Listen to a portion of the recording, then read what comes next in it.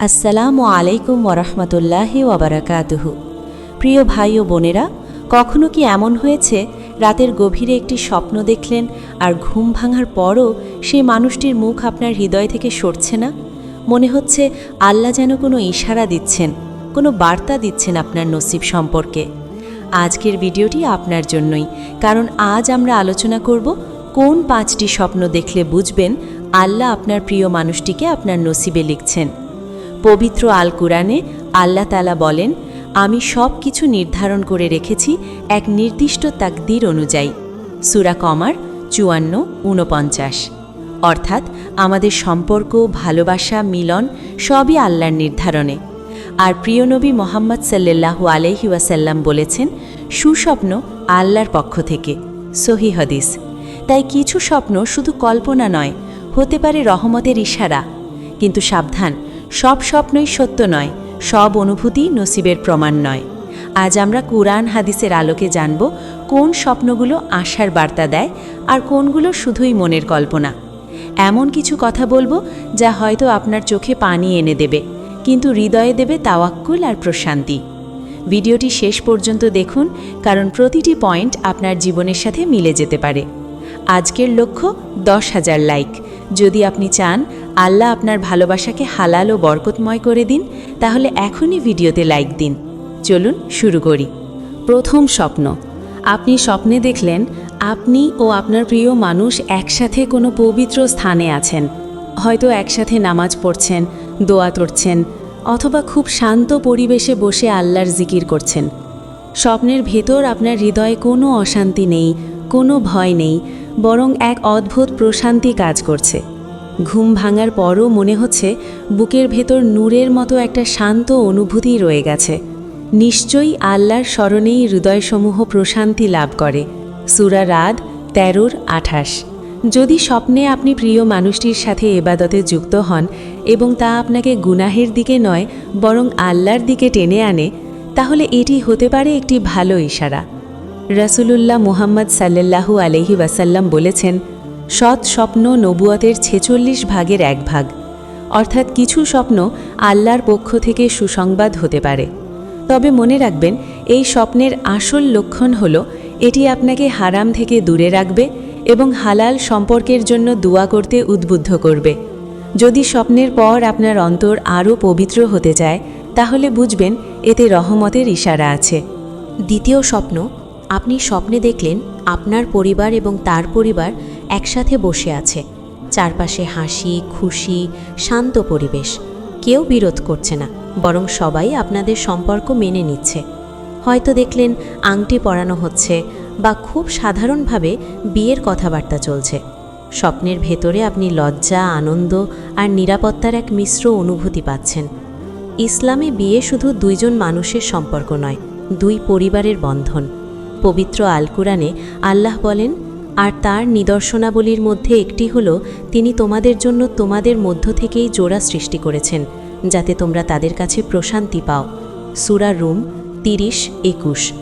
যদি স্বপ্নের সম্পর্কটি প্রকাশ্য, সম্মানজনক ও হালাল পথে এগোতে দেখা যায়, এটি ভালো ইশারা হতে পারে, কারণ শয়তান কখনো আপনাকে হালাল ও বরকতময় পথে উৎসাহ দেয় না।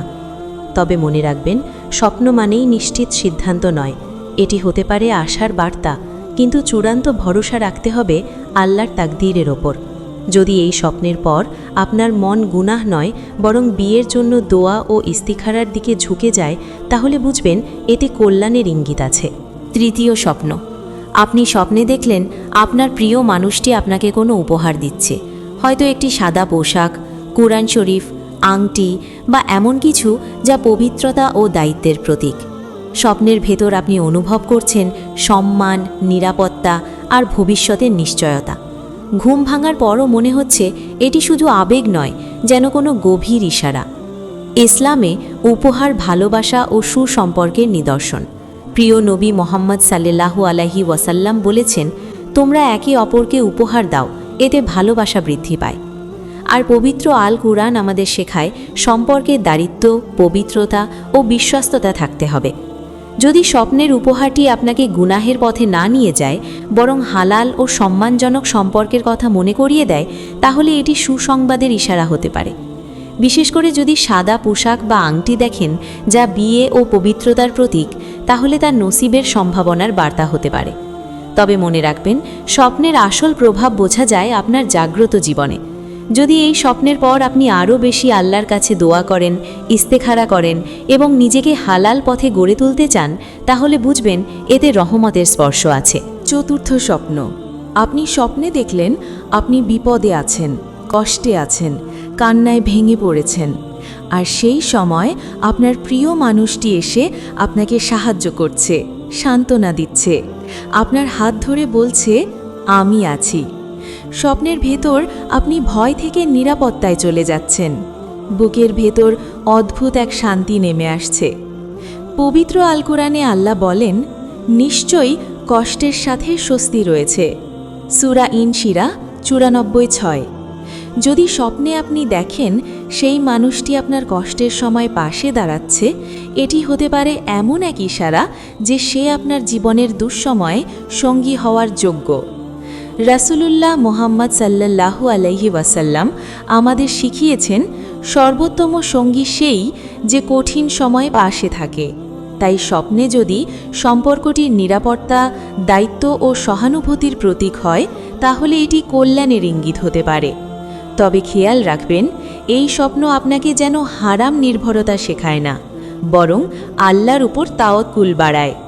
যদি ঘুম ভাঙার পর আপনার মন বলে, ইয়া আল্লাহ, যদি সে আমার জন্য ভালো হয় তাকে আমার নসিবে লিখে দিন, তাহলেই বুঝবেন স্বপ্নটি আপনাকে আল্লাহর কাছেই ফিরিয়ে নিচ্ছে। পঞ্চম স্বপ্ন। আপনি স্বপ্নে দেখলেন আপনিও আপনার প্রিয় মানুষ একসাথে সাদা পোশাকে আলো ঝলমলে পরিবেশে দাঁড়িয়ে আছেন। চারপাশে প্রশান্তি, হয়তো মসজিদের মতো পবিত্র পরিবেশ, অথবা এমন এক জায়গা যেখানে আপনার মনে হচ্ছে এটি হালাল ও বরকতময় মিলনের মুহূর্ত। আপনার হৃদয় ভরে যাচ্ছে কৃতজ্ঞতায়, চোখে চলে আসছে আনন্দের অশ্রু। পবিত্র আল কুরআনে আল্লাহ বলেন, তারা একে অপরের জন্য পোশাক স্বরূপ। সূরা বাকারা 2:187। এই আয়াত আমাদের শেখায় স্বামী স্ত্রীর সম্পর্ক হলো নিরাপত্তা, আড়াল ও সম্মানের বন্ধন। যদি স্বপ্নে সেই মানুষটিকে আপনার জন্য পোশাক স্বরূপ অর্থাৎ নিরাপত্তা ও পবিত্রতার প্রতীক হিসেবে দেখেন, এটি সুসংবাদের ইশারা হতে পারে। রাসূলুল্লাহ মুহাম্মদ সাল্লাল্লাহু আলাইহি ওয়াসাল্লাম বলেছেন, দুনিয়া হলো সম্পদ, আর সর্বোত্তম সম্পদ হলো নেককার জীবনসঙ্গী। তাই স্বপ্নে যদি মিলনটি হারাম নয় বরং নিকাহ ও হালালের ছায়ায় দেখা যায়, তাহলে বুঝবেন এতে রহমতের আভাস আছে। কিন্তু শেষ কথা একটাই, নসিবের চাবিকাঠি স্বপ্নে নয়, আল্লাহর হাতে। তাই প্রতিটি স্বপ্নের পর বলুন, ইয়া আল্লাহ, যদি সে আমার জন্য কল্যাণকর হয় তাকে আমার নসিবে লিখে দিন, আর যদি না হয় আমার হৃদয় থেকে তাকে দূর করে দিন। প্রিয় ভাই ও বোনেরা, স্বপ্ন মানুষের জীবনের এক রহস্যময় অংশ। কিছু স্বপ্ন আসে আমাদের মনের কল্পনা থেকে, কিছু আসে শয়তানের পক্ষ থেকে, আর কিছু স্বপ্ন সত্যিই আল্লাহর পক্ষ থেকে সুসংবাদ হতে পারে। রাসূলুল্লাহ মুহাম্মদ সাল্লাল্লাহু আলাইহি ওয়াসাল্লাম বলেছেন, ভালো স্বপ্ন আল্লাহর পক্ষ থেকে, আর খারাপ স্বপ্ন শয়তানের পক্ষ থেকে। তাই শুধু স্বপ্ন দেখলেই নিশ্চিত সিদ্ধান্তে পৌঁছে যাওয়া ঠিক নয়। পবিত্র আল কুরআন আমাদের শেখায়, আল্লাহই সর্বোত্তম পরিকল্পনাকারী। কখনো আমরা কাউকে খুব ভালোবাসি, কিন্তু আল্লাহ জানেন সে আমাদের জন্য কল্যাণকর কিনা। আবার কখনো যাকে আমরা ভাবিনি তাকেই আল্লাহ আমাদের জন্য শ্রেষ্ঠ নসিব বানিয়ে দেন। তাই স্বপ্ন যদি আপনাকে আল্লাহর দিকে টেনে আনে, গুনাহ থেকে দূরে রাখে, হালাল সম্পর্কে আগ্রহী করে, তাহলে সেটি রহমতের ইশারা হতে পারে। কিন্তু যদি স্বপ্ন আপনাকে অস্থির, দুর্বল বা হারামের দিকে ঠেলে দেয়, তাহলে বুঝবেন সেটি পরীক্ষা। শেষ কথা, নসিবের নিশ্চয়তা স্বপ্নে নয়, দোয়ায়। ইস্তেখারা করুন, তাহাজ্জুদে কাঁদুন, আর বলুন, ইয়া আল্লাহ, যাকে আমার জন্য ভালো তাকেই আমার জীবনে দিন। আল্লাহ যেন আমাদের সবাইকে নেক ও বরকতময় জীবনসঙ্গী দান করেন। আমিন।